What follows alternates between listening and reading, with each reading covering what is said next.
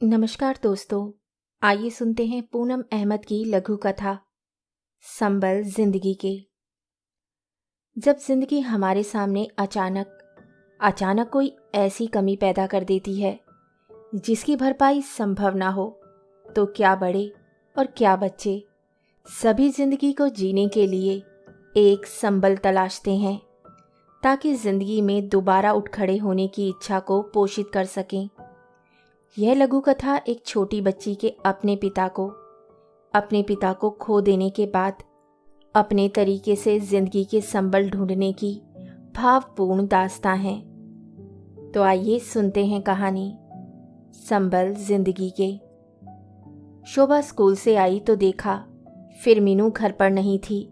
उसे बहुत तेज गुस्सा आया। इस लड़की ने हद कर रखी है, आज आ जाए घर, खूब डांटूंगी।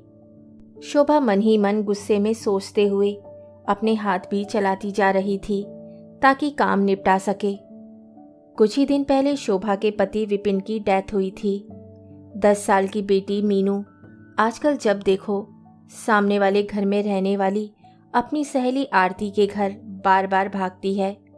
पहले तो शोभा ने कुछ नहीं कहा, सोचा जाने दो, मन नहीं लगता होगा, ज़्यादातर अकेली ही तो रहती है। वे खुद एक स्कूल में टीचर है, उसे तो स्कूल से आते आते 2 बज ही जाते हैं। पर यह क्या बात हुई, जब देखो आरती के घर। जमाना इतना खराब है और मैं अपनी नौकरी करूं या घर में बैठकर मीनू की देखभाल करूं। कितनी बार समझा चुकी हूं कि ऐसे किसी के घर इतना नहीं जाते। फिर विपिन के बारे में सोचते हुए शोभा की आंखें भर आई। ऐसे अचानक कौन जाता है। तभी गेट पर आवाज हुई। देखा मीनू थी। आते ही माँ के गले में झूल गई। मम्मी आप आ गई, अब खाना लगा लें, बड़ी भूख लगी है। शोभा का कलेजा कुछ मोम सा हुआ। जब तक शोभा स्कूल से नहीं आ जाती मीनू खाना नहीं खाती, उसका इंतजार करती है। छोटी सी बच्ची है, घबरा जाती होगी, पर समझाना भी तो जरूरी है।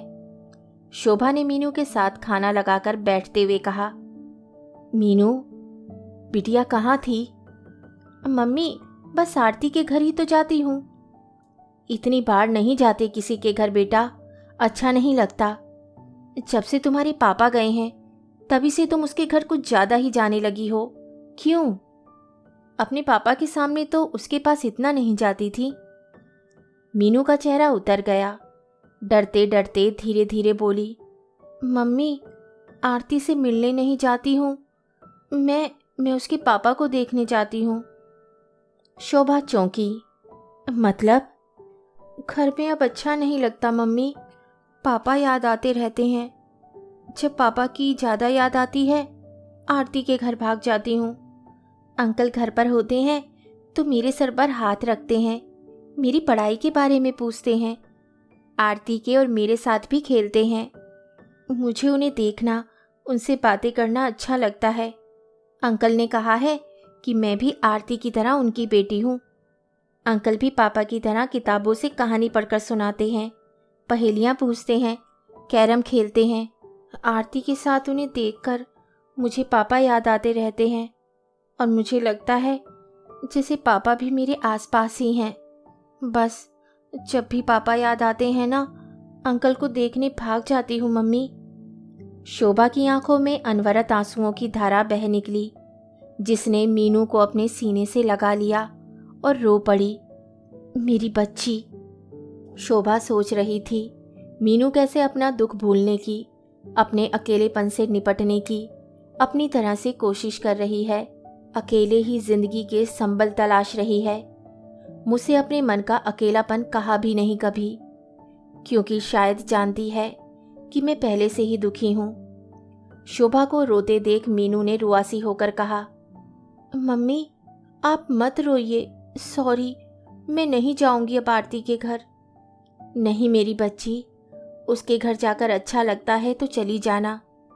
अब तो हम दोनों को इस दुख से निपटने के रास्ते ढूंढने ही हैं। यह आसान नहीं है, पर जीना तो है ही। अपने दुख को भुलाने के तुम्हारे इस रास्ते को मैं अभी ही जान पाई हूँ। शोभा का दुख में भीगा आत्मीय स्वर आया। दोनों माँ बेटी एक दूसरे को भीगी आंखों से देख ही रही थी कि इतने में आरती आ गई। हेलो आंटी, कहते हुए मीनू को एक किताब देते हुए बोली, पापा ये किताब मेरे लिए लाए हैं और एक तेरे लिए। तुझे भी ये कॉमिक अच्छा लगता है ना? मीनू की आंखों में चमक देख शोभा के दिल को एक सुकून सा मिला। शोभा सोच रही थी कि पिता जैसा पुरुष अपने पास देख मीनू को खुशी मिलती है, उसका अकेलापन कम होता है तो ठीक है। उसने अपने दुख को कम करने का यह रास्ता चुना है, इसमें कोई बुराई नहीं। छोटा हो या बड़ा, हर किसी के दुख से निपटने के अपने अलग तरीके हैं। जिंदगी जीने का संबल पाने के अलग ढंग है और मीनू का तरीका तो बहुत ही अलग है। शोभा ने अचानक अपनी बेटी को अपनी बाहों में भरकर उसका माथा चूम लिया। कहानी सुनने के लिए धन्यवाद।